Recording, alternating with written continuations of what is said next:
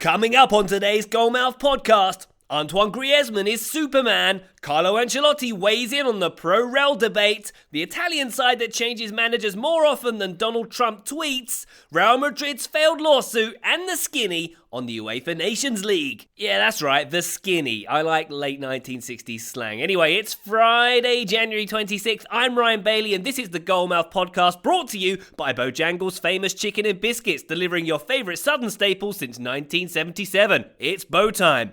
Yeah, alright, we're not actually sponsored by Bojangles, but we do need a sponsor, and I'd like some free Bojangles, so it's worth a shot, even if it misses. Which is actually Daniel Sturridge's mantra, I believe. Anyway, on with our first story. Antoine Griezmann is a tiny superhero, and he's going to play a tiny superhero in a new movie. Yes, the Atletico Madrid hitman has revealed on Facebook that he'll be voicing Superman in the French version of the Lego Batman movie, which is entitled Lego Batman, Le Film, en français. Sounds so much classier, doesn't it? Griezmann joins a long line of footballers who voiced alternate language versions of animated blockbusters. Blockbusters? Lego? Blocks? Yeah?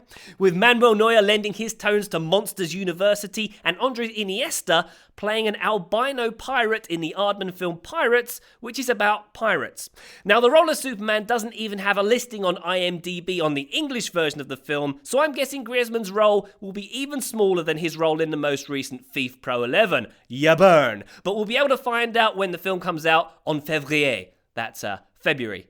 Next up, as part of the Goalmouth's promise to bring you the latest American soccer news every morning, Carlo Ancelotti has had his say on the pro-rel debate. Speaking to Gab Marcotti for ESPN, the Italian, who was recently married in Canada, said, "I think the fact that there is no relegation hurts because it's demotivating. I watched Vancouver and they weren't doing so well, but hey, what changes if they finish last? They don't get relegated, they still get paid. But that's the structure of US sports and you have to respect it." Yes, you do have to respect it, and if you don't, you become that person on Twitter who constantly talks about pro-rel to the extent you can't even figure out how they manage to hold down a day job, such is the all-consuming nature of their obsession.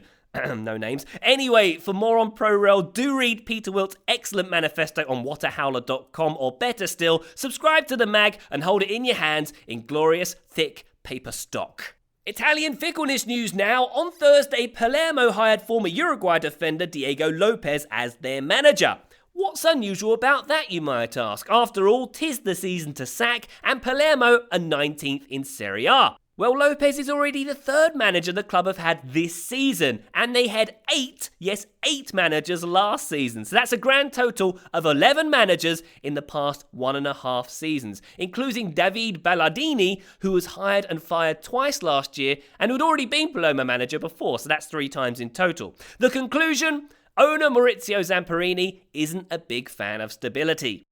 Real Madrid litigation news now. In 2013, Catalan TV channel TV3 was sued for the equivalent of $6.7 million after broadcasting a 2-minute clip that unfavourably portrayed Los Blancos players as wild animals and showed Pepe wearing a digitally imposed Hannibal Lecter face mask. But according to the Daily Mail, Spain's top judges have thrown out the case because it didn't breach acceptable boundaries of freedom of expression. And also, it was a Catalan channel, where there might be a reasonable expectation of some Madrid mockery. It seems a little petty for Real to go after the channel like this. After all, what other world power will get so sensitive about parody media coverage when they really should be concentrating on much, much more important things?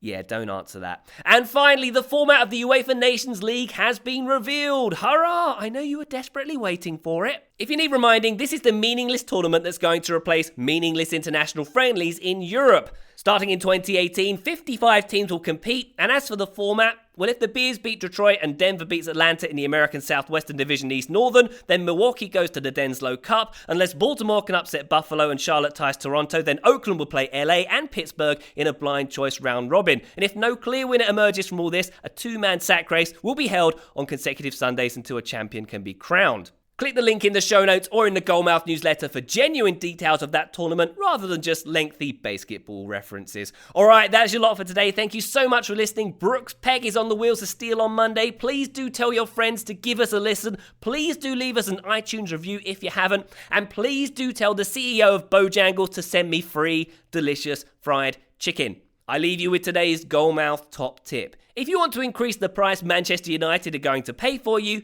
get an IMDb credit. Love to you, mothers. See you next time.